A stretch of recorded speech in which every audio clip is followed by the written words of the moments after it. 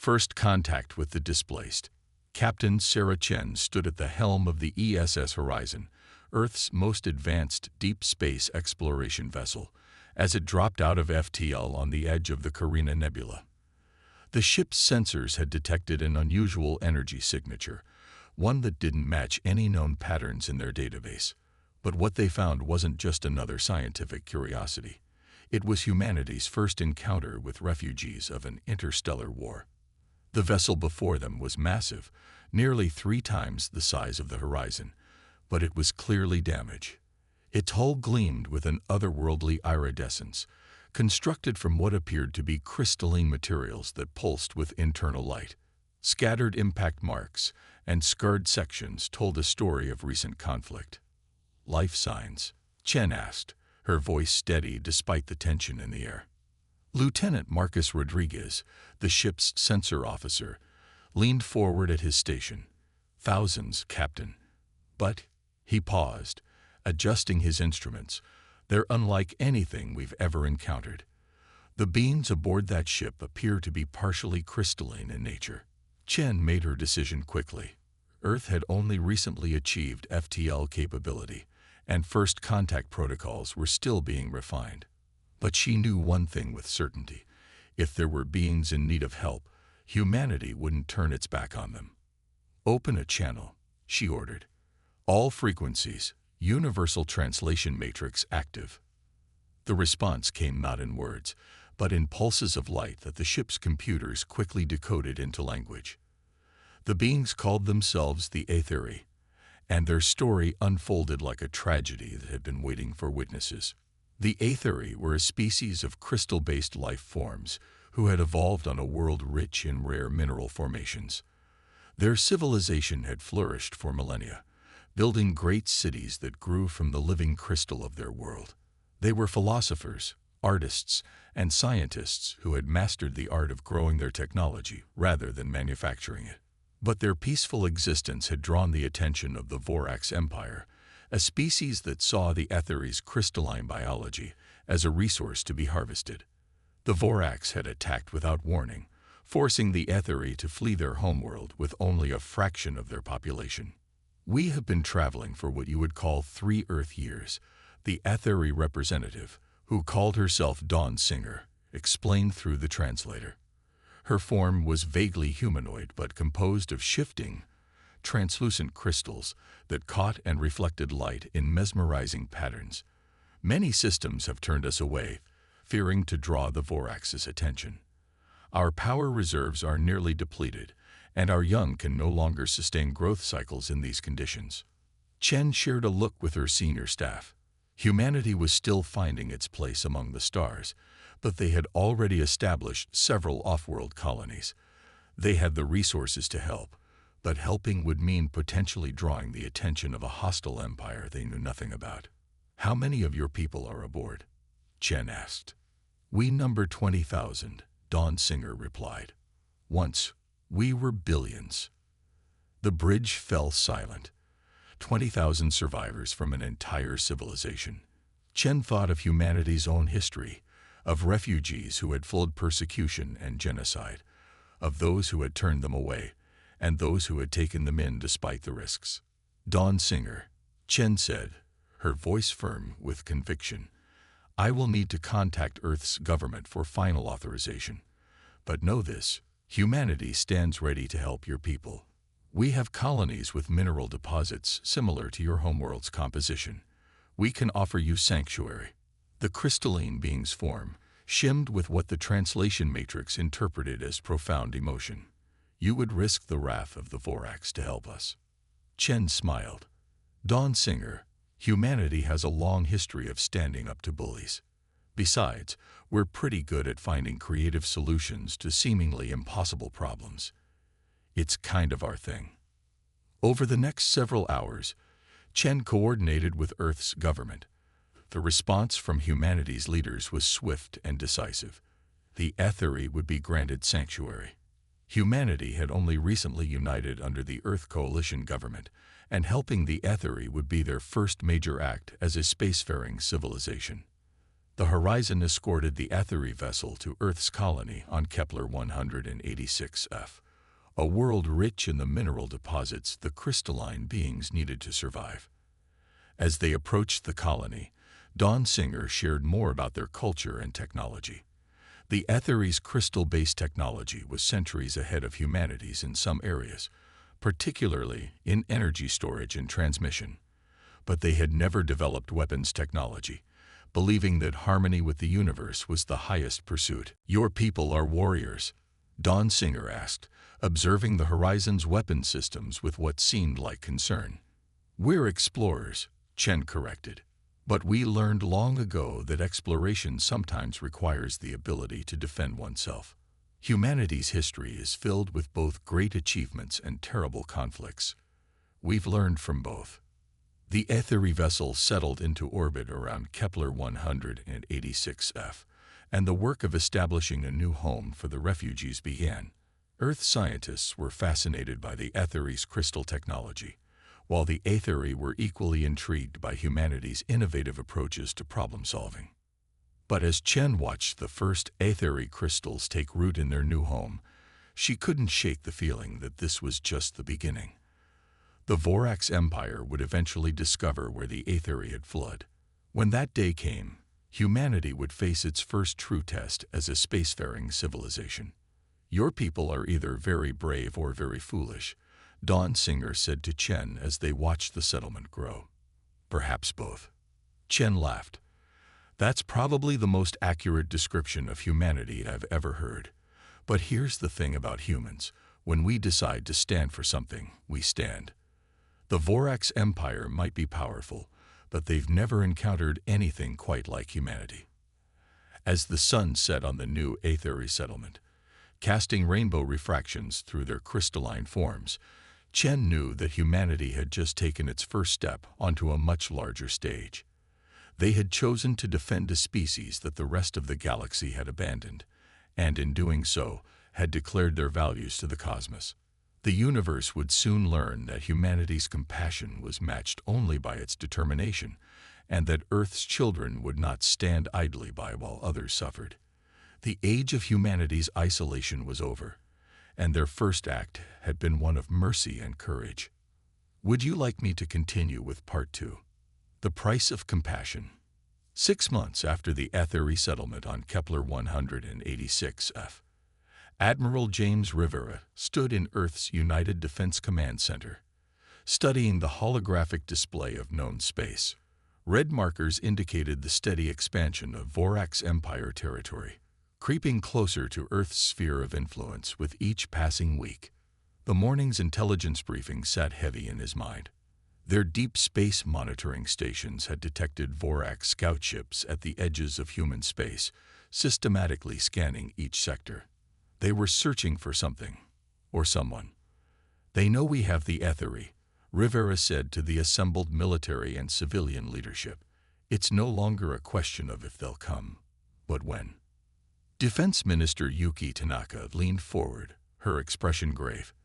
"The Aetheri have shared their knowledge of Vorax military capabilities. Their fleet outmatches ours in both size and technology. But not in ingenuity," interjected Dr. Elena Santos, head of Earth's Advanced Defense Research Division. "The integration of Aetheri crystal tech with our existing systems has yielded remarkable results. The prototype shield generators are already showing effectiveness rates 300% higher than our previous best." Rivera nodded, but his expression remained concerned. The Aetheri settlement had flourished under Earth's protection, their crystal cities growing into the landscape of Kepler 186 like natural formations. The refugees had proved to be valuable allies, their advanced understanding of crystal-based technology accelerating human development in ways that would have taken decades to achieve otherwise. But the price of that progress was approaching. A diplomatic transmission had arrived that morning from the Vorax Empire. Their demands were simple: surrender the Aetheri or face the consequences. The chamber's doors slid open, and Dawn Singer entered, her crystalline form casting prismatic patterns across the room's walls. In the months since first contact, She had become Earth's primary liaison with the Aetheri people. Behind her came Captain Chen, recently promoted for her handling of the first contact situation. "We have received similar transmissions at the settlement," Dawn Singer announced, her translator converting the pulses of light into speech. "The Vorax message was broadcast on frequencies they know we monitor. They wish to demonstrate their reach." Chen stepped forward, bringing up additional data on the holographic display. "We've detected increased Vorax fleet movements in these sectors." She indicated several points of light. "They're staging for something big." The Vorax believe themselves to be the rightful rulers of all crystalline resources in the galaxy, Dawn Singer explained, her form dimming slightly, an expression of sadness. "In their eyes, we are not a people, but a resource to be harvested. They cannot comprehend why humanity would risk war to protect us." Rivera studied the tactical display again. Earth's fleet was smaller, yes, but they had advantages the Vorax couldn't anticipate. Humanity's ships were more maneuverable, their crews more innovative. And now, thanks to the Aetheri, their defensive capabilities were unlike anything the Vorax had encountered. "We should evacuate the Aetheri settlement," Tanaka suggested. "Move them deeper into human space." "No," Chen countered firmly. "That's exactly what the Vorax expect. For us to retreat, to show weakness. Besides, the crystal cities are part of the planet now. Moving them would mean destroying everything they've built." Dawn Singer's form pulsed with agreement. "We cannot run forever. The Vorax's hunger for resources is endless. If not here, they will find us elsewhere, and perhaps next time, we will not find allies as brave as humanity." Rivera made his decision. "We stand our ground, but we do it smart." He turned to Dr. Santos. "How quickly can we implement the crystal shield technology across the fleet?" "With the Aetheri's help. 2 weeks for the essential ships, another month for full deployment." "You have 1 week," Rivera stated. "The Vorax aren't going to wait for us to be ready." The next few days saw a flurry of activity across human space. Ships were recalled and retrofitted, defense platforms were upgraded, and evacuation protocols were established for civilian populations near the expected conflict zones. Through it all, humans and Aetheri worked side by side, each species learning from the other. The Aetheri's crystalline technology allowed for unprecedented energy efficiency and shield strength, while human military doctrine provided the strategic framework the peaceful Aetheri had never needed to develop. It was a partnership born of necessity, but one that brought out the best in both species. On the 7th day, the Vorax made their move. A fleet of 30 capital ships dropped out of FTL at the edge of the Kepler system. Their vessels were massive angular constructions of dark metal that seemed to absorb rather than reflect light, a stark contrast to the gleaming human ships that moved to intercept them. "This is your final warning." The Vorax commander's transmission boomed across all frequencies. "Surrender the crystal forms, or we will take them by force. Your species need not die for these resources." Admiral Rivera stood on the bridge of the EFS Artemis, Earth's newest flagship.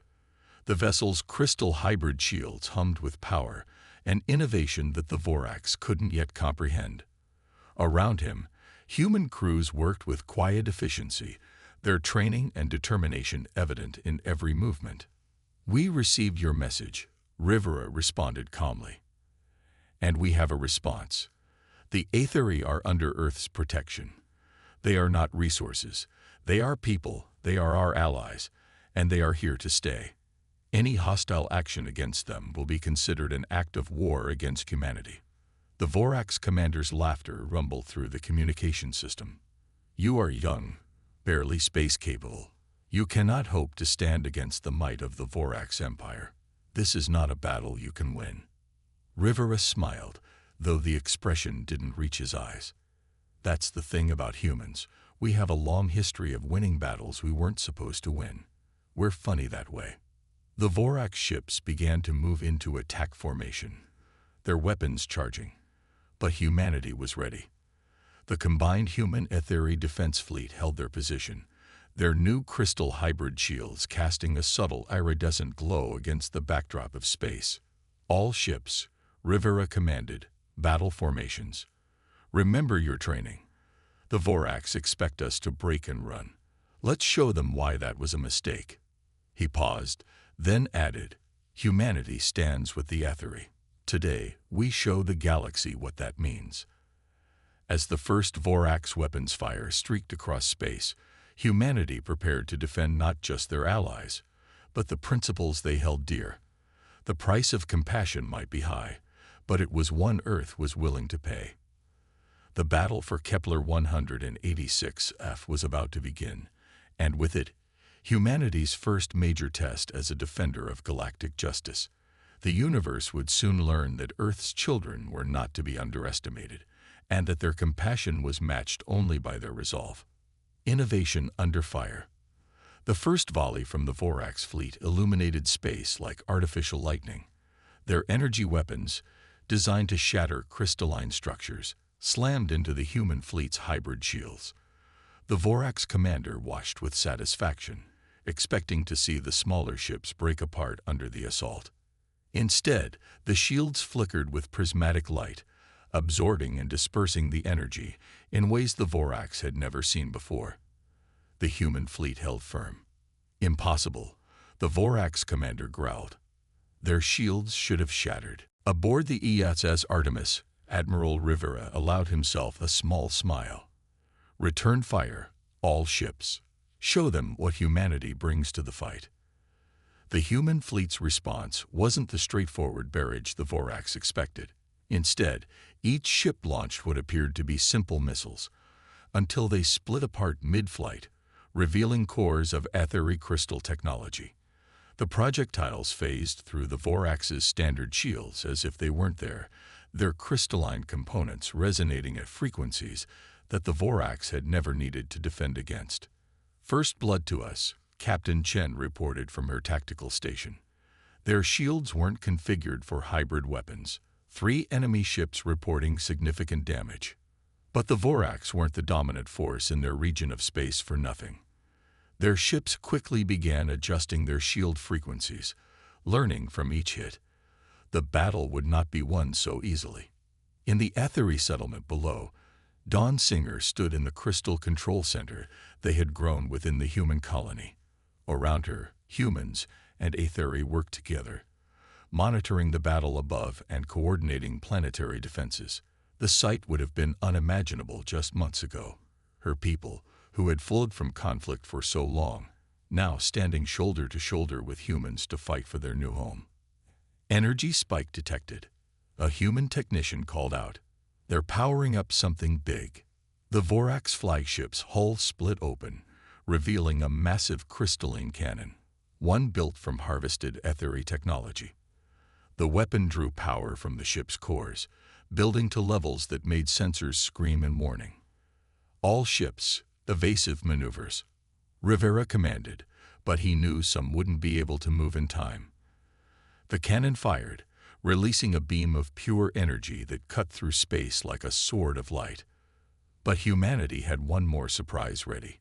Dr. Elena Santos' voice came through clear on the command channel. Activating crystal resonance network. Now, the human ship's shields suddenly linked together, creating a web of crystalline energy. As the Vorax weapon struck, the energy was caught in the network, channeled, and redirected through the linked shields. Instead of destroying the human fleet, the massive energy beam was absorbed and dispersed, transformed into power that reinforced their defenses. By the eternal stars, Dawn Singer breathed, watching the display. They've done what we always thought impossible. They've weaponized harmony. The Crystal Resonance Network was the product of human military science combined with Aetheri philosophical understanding. Where the Vorax saw crystal technology as a resource to be consumed, humans had seen its true potential. The ability to create connections, to transform and redirect energy rather than simply absorbing or deflecting it. The Vorax commander's next transmission carried an edge of uncertainty. What kind of technology is this? No species has ever managed to integrate crystal forms into their systems so completely. That's because you never saw the Aetheri as partners, Rivera responded.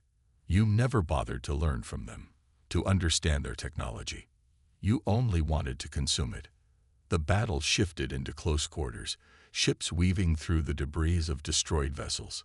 Human crews demonstrated their infamous adaptability, using tactics that seemed to defy conventional space combat doctrine. Ships would work in pairs, one using its crystal shields to create a reflective surface that the other would use to redirect its weapons fire around obstacles, hitting Vorax vessels from unexpected angles. But the Vorax still had numbers on their side.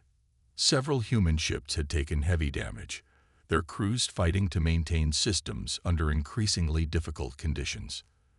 The crystal resonance network, while powerful, required immense concentration and coordination to maintain. In the colony below, Dawn Singer made a decision. We can help more directly, she announced to the human operators. The crystal cities, they can be more than just habitats. Dr. Santos, who had been coordinating the network from the surface, turned to her. What do you mean? Our cities, they grow from the living crystal of the planet. They are all connected, all in harmony. If we extend the crystal resonance network to include the entire settlement, understanding dawned in Santos's eyes. We could create a planetary-scale energy distribution system, but the power requirements would be enormous. We have the power. Dawn Singer's form pulsed with determination. We have been gathering it since we first took root here. Our cities do more than house us. They store energy drawn from the planet itself. We were saving it to help us grow, to rebuild our civilization. Now we will use it to defend our new home. The Aetheri throughout the settlement began to glow, their crystalline forms resonating in perfect harmony. The crystal cities pulsed with light, energy flowing through structures that had seemed decorative, but were actually part of a massive power collection and distribution system. In orbit, human ship sensors registered massive power spikes from the surface. The crystal resonance network expanded, encompassing not just the fleet but the entire colony. Energy flowed freely between ships, surface installations, and the crystal cities themselves, creating a defensive system unlike anything seen before in the galaxy. All ships, Rivera commanded, prepare for synchronized attack pattern Delta. Let's show them what humanity and the Aetheri can do together. The human fleet moved as one, their shields now bright with power drawn from the surface. Each ship became a node in a vast network of energy, able to draw from the combined power of an entire civilization to reinforce their defenses or strengthen their attacks. The Vorax fleet found themselves facing an enemy that seemed to defy the laws of physics. Every attack they launched was absorbed and redirected. Every strategy they employed was met with unexpected counters. The human ships moved with increasing confidence, their crystal hybrid technology proving more versatile than anything the Vorax had developed through force and conquest. This is your final warning, Rivera transmitted to the Vorax fleet. Withdraw now. The Aetheri are under our protection, and we will not allow them to be harvested or enslaved. Spread the word to your empire. Humanity stands with the Aetheri, and we stand against any who would prey upon peaceful species. The Vorax commander faced a choice they had never expected to make. Continue fighting against an enemy that seemed to grow stronger with each attack, or retreat and face the embarrassment of defeat. Pride warred with practicality as they watched another of their ships fall to the combined human-Aetheri defense system. The battle for Kepler 186 would become a legend in human space, the day when humanity proved that compassion and innovation could triumph over force and conquest. But more importantly, it would mark the beginning of a fundamental shift in galactic politics. The message was clear. Humanity was not just another spacefaring species to be ignored or dominated. They were defenders of the displaced, protectors of the peaceful, and they would fight with everything they had to uphold those principles. As the Vorax fleet finally began to retreat, their numbers severely depleted, Dawn Singer watched from the Crystal Control Center, with an emotion her people had almost forgotten: hope. The humans had not only given them a home, but had helped them find the strength to defend it. Perhaps, she thought, this was the beginning of something greater than either species had imagined. The coalition forms. News of the Battle of Kepler 186 spread through the galaxy like a shockwave. The Vorax Empire, long considered unassailable, had been forced to retreat by a species that had achieved FTL travel less than a decade ago. More importantly, they had done it while protecting a refugee species that other civilizations had turned away. 3 months after the battle, the Earth Coalition headquarters in Geneva hosted an unprecedented gathering. Representatives from 12 different spacefaring civilizations had requested diplomatic meetings with humanity. Among them were species that had previously avoided contact with Earth, considering humans too young and volatile to be worth their attention. Admiral Rivera stood at the window of the conference center, watching as alien ships of various designs descended through Earth's atmosphere. Each vessel was a testament to the diversity of life in the galaxy, some organic-looking, others geometric, and a few that seemed to defy conventional physics. "They're afraid," Captain Chen observed, standing beside him. She had been promoted to head of Sinological Relations after her successful handling of the Etheri crisis. "Not of us, but of what's coming." Rivera nodded. Intelligence reports indicated that the Vorax Empire was mobilizing on a massive scale, gathering forces for what appeared to be a major campaign. Their defeat at Kepler 186f had wounded their pride, but more importantly, it had exposed a weakness. If they didn't respond decisively, other subjugated species might begin to resist. The first diplomatic session began with a species called the Meridians, who resembled towering mantids with iridescent exoskeletons. Their ambassador, Zextal, spoke with the aid of a universal translator. "We have watched your species with great interest," Zextal began. "Many thought you would destroy yourselves before achieving spaceflight. Instead, you unified your world and reached for the stars. Then, when faced with refugees from a powerful empire, you chose to stand and fight rather than turn them away." "It was the right thing to do," Chen replied simply. "Right is a luxury in a galaxy dominated by the Vorax," another ambassador, a gaseous being from the Nebula Collective, interjected. "We have all made compromises to survive, all except you." Dawn Singer, present as the Etheri representative, pulsed with agreement. Humanity's strength lies not in their weapons or technology, but in their unwillingness to accept injustice. They fight not because they love war, but because they hate oppression. The discussions continued for days. Each species shared stories of Vorax aggression, of territories lost and resources plundered. The Empire's influence had grown unchecked for centuries, with no single civilization strong enough to oppose them. But now, something was changing. Dr. Santos presented data on the crystal resonance network and its potential applications. "The technology we developed with the Etheri can be adapted to work with various energy types. If we combine our different technological approaches, we could create defensive systems that the Vorax can't overcome."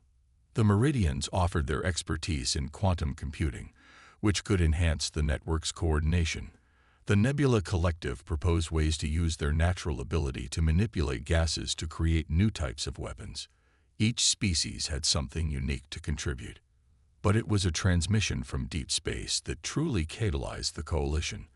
A small fleet of ships appeared at the edge of the solar system, their design unlike anything on record. They belonged to a species called the Nomad Clans, who had been hiding in the spaces between stars since their homeworld was destroyed by the Vorax centuries ago. The Nomad representative, a being of living metal named First Speaker, addressed the gathered diplomats. "We have watched countless civilizations fall to the Vorax. We survived by running, by hiding in the darkness between stars. But we have seen what humanity did at Kepler 186f. Perhaps it is time to stop running." Rivera stepped forward. "The Vorax are powerful because they stand alone, taking what they want through force. But together, combining our strengths, We can create something stronger than any empire, a coalition of free species standing together against tyranny. Pretty words, the Nebulae ambassador rippled skeptically. But the Vorax will return with a force that dwarfs what you faced at Kepler. They cannot allow this defiance to go unanswered.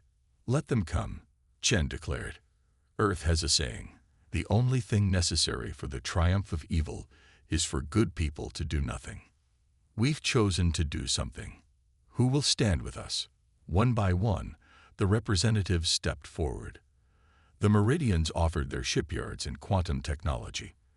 The Nebula Collective pledged their vast energy manipulation capabilities. The Nomad clans shared their knowledge of hidden spaceways and stealth technology. Each species brought unique strengths to the alliance. Over the next weeks, a formal coalition took shape. Ships from member species began arriving at designated rally points. The Aetheri worked with scientists from various civilizations to adapt their crystal technology to different species' needs. Training programs were established to share tactics and techniques. But most importantly, hope began to spread. Species that had lived in fear of the Vorax for generations now saw a path to resistance. Humanity's stand at Kepler 186 had shown that the Empire was not invincible, that unity and innovation could triumph over brute force. The Coalition's first joint military exercise was held in a remote star system. Ships of various designs moved in formation, their crews learning to work together despite vast differences in biology and culture.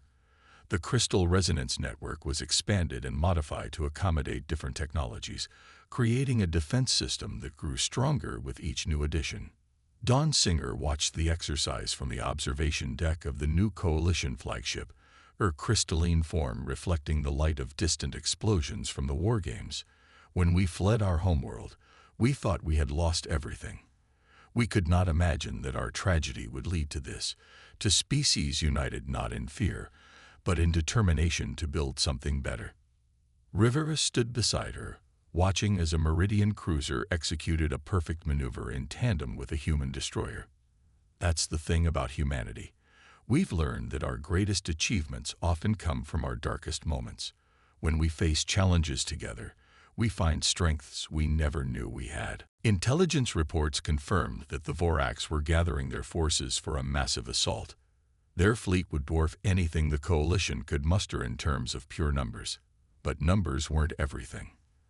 The combined knowledge and technology of the Coalition species had already produced innovations that would have been impossible for any one civilization working alone. As the exercise concluded, representatives from all Coalition species gathered for a final council. The Vorax would come soon, bringing with them the largest fleet ever assembled in known space. The Coalition's response would determine not just their own fate, but the future of countless other species who watched and waited to see if resistance was truly possible. We are stronger together, Chen addressed the council. Each of us brings something unique to this fight. The Vorax believe in power through domination. We believe in power through unity. They fight to take. We fight to protect.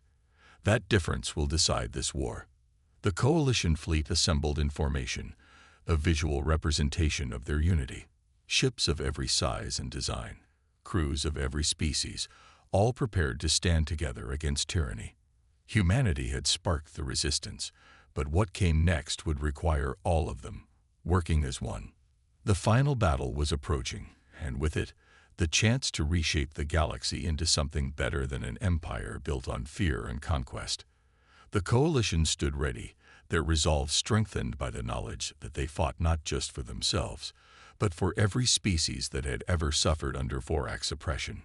Victory of the Spirit. The Vorax invasion fleet dropped out of FTL at the edge of the Sol system, their massive armada darkening the space between stars. 5,000 ships strong, it was the largest military force ever assembled in known space.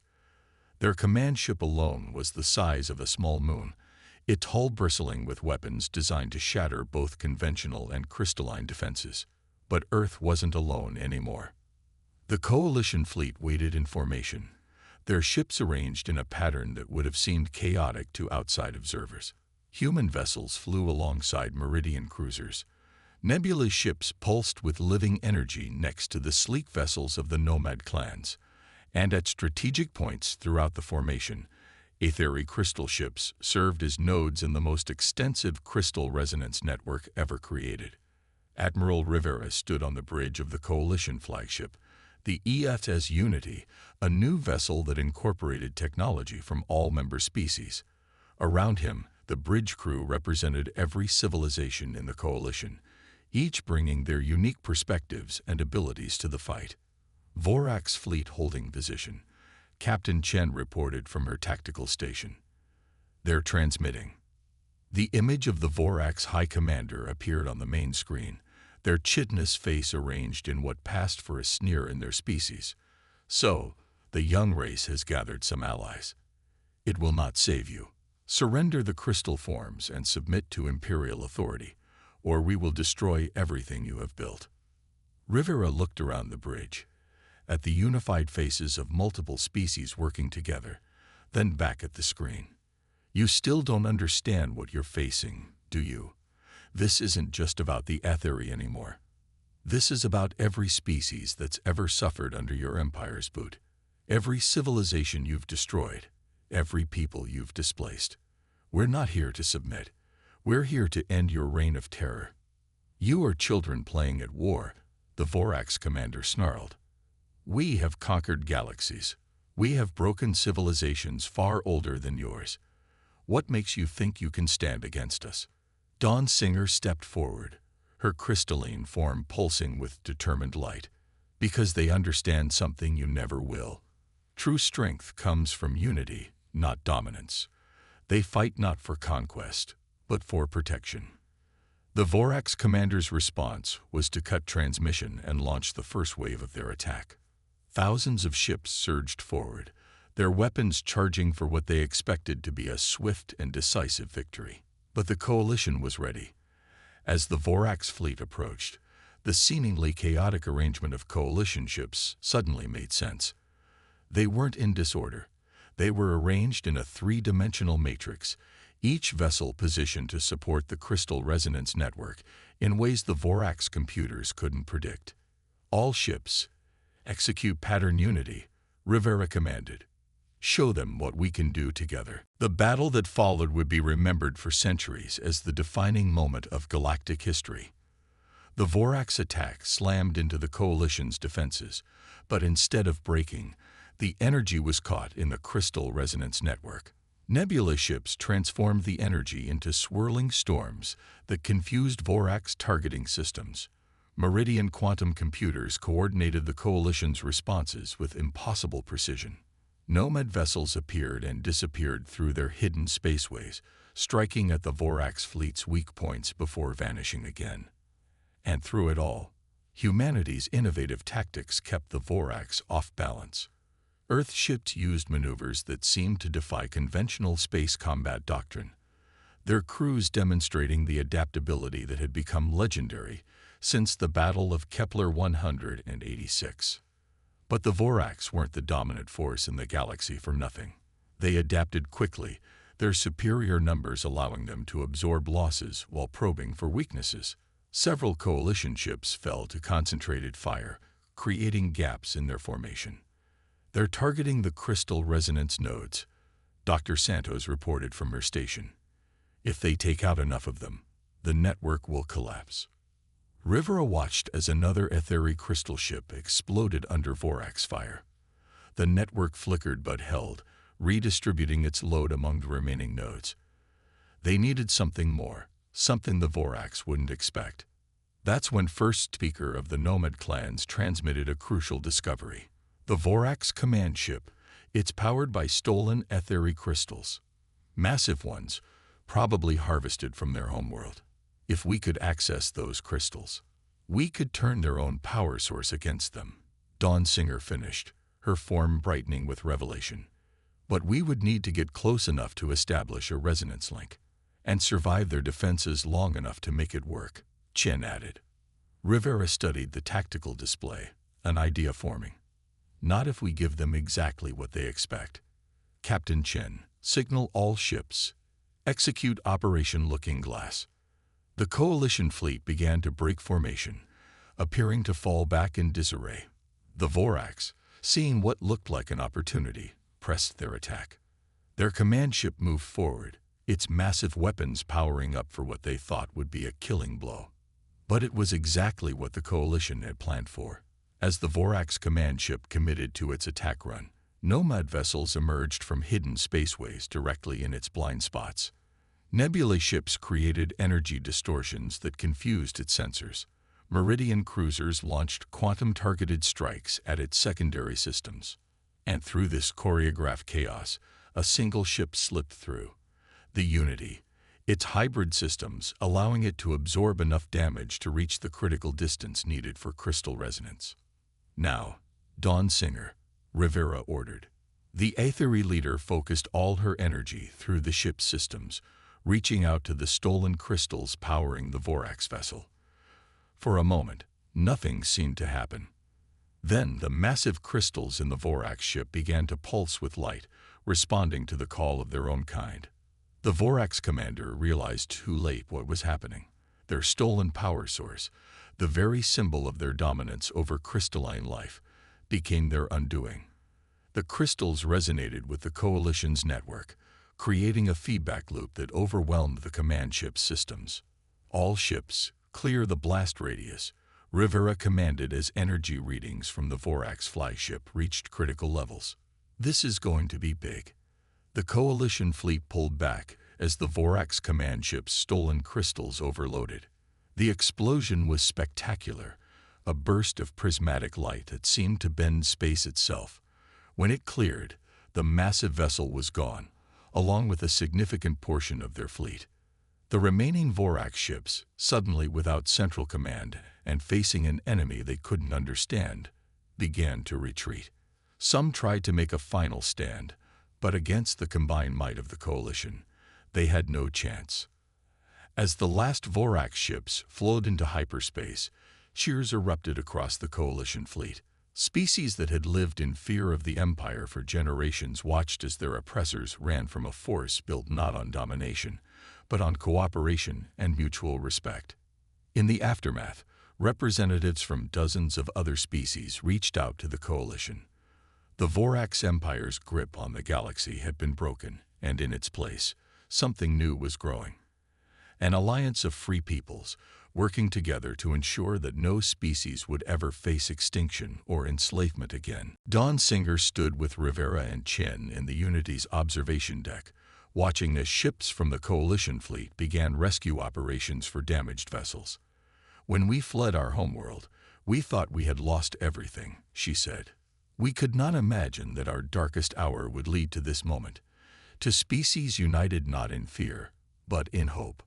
"That's the thing about humanity," Chen replied with a smile. "We have a habit of turning impossible situations into opportunities, and now, together, we can build something better than any empire." Rivera nodded, watching as ships of different species worked together to heal the wounds of battle. The Vorax never understood the true source of strength. They thought power came from domination, from taking what they wanted by force. But real power comes from standing together, from fighting not for conquest, but for each other. As the coalition fleet regrouped and began the work of securing peace, news of their victory spread across the galaxy. The message was clear. The age of empire was over. A new era had begun, one built on the principles that humanity had demonstrated since their first contact with the Aetheri: compassion, innovation, and the unwavering courage to stand up for what was right. The Battle of Sol would be remembered not just as the end of the Vorax Empire, but as the beginning of something greater. A galaxy where species worked together, where strength came from unity rather than dominance, and where even the smallest act of compassion could spark a revolution. For humanity, it was just the beginning. They had shown the galaxy a different way, proving that the most powerful force in the universe wasn't advanced technology or massive fleets, but the simple willingness to stand together against injustice. The stars themselves seemed brighter somehow, illuminating the path toward a future where no species would ever have to face the darkness alone.